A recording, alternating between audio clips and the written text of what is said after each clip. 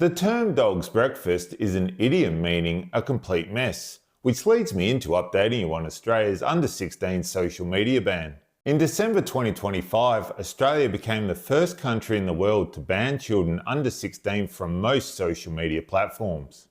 Protecting children from harmful algorithms, cyberbullying, and damaging content, certainly a great theory on paper.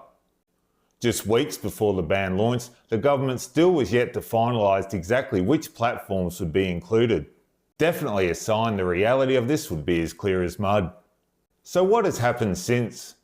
Government documents obtained under Freedom of Information laws have revealed there's been no meaningful shift away from these platforms.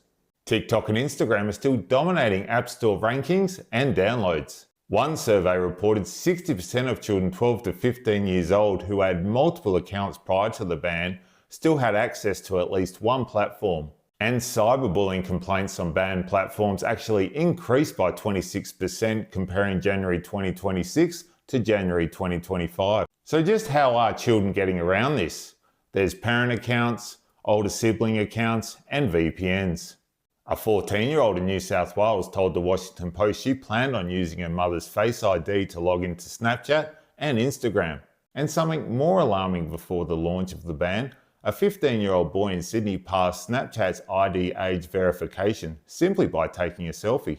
The law places responsibility on these platforms, not children, not parents, to prevent under 16s from accessing their services.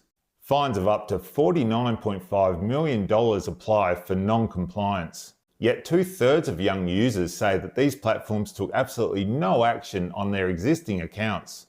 In March 2026, the government launched formal investigations into Snapchat, Instagram, Facebook, TikTok, and YouTube for potential violations. So platforms are facing massive fines for not complying with the law. Simultaneously, some are even challenging them in court. Now what we have next can only be described as a legal circus.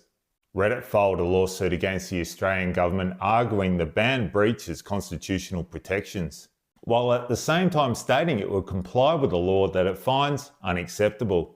Google is also considering its own legal action, and teenagers took their case to the Australian High Court arguing the ban forced them to break the law to participate in political discourse online. So if you didn't believe me, there it is, a legal circus. To be fair, there actually is a positive, although from what I've reported so far you'd find that hard to believe.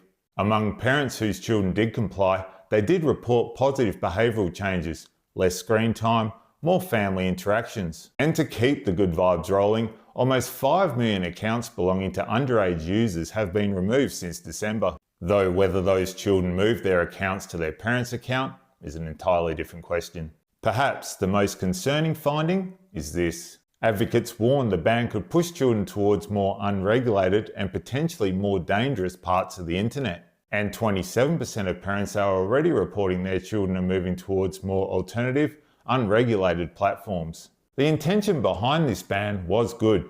Protecting children from harmful content and predatory algorithms is absolutely worth pursuing.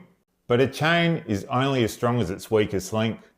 And when social media platforms aren't complying, parents aren't complying, children are bypassing facial recognition with their own faces, and teenagers are taking the government to the Australian High Court, it is safe to say there isn't a strong link in this chain.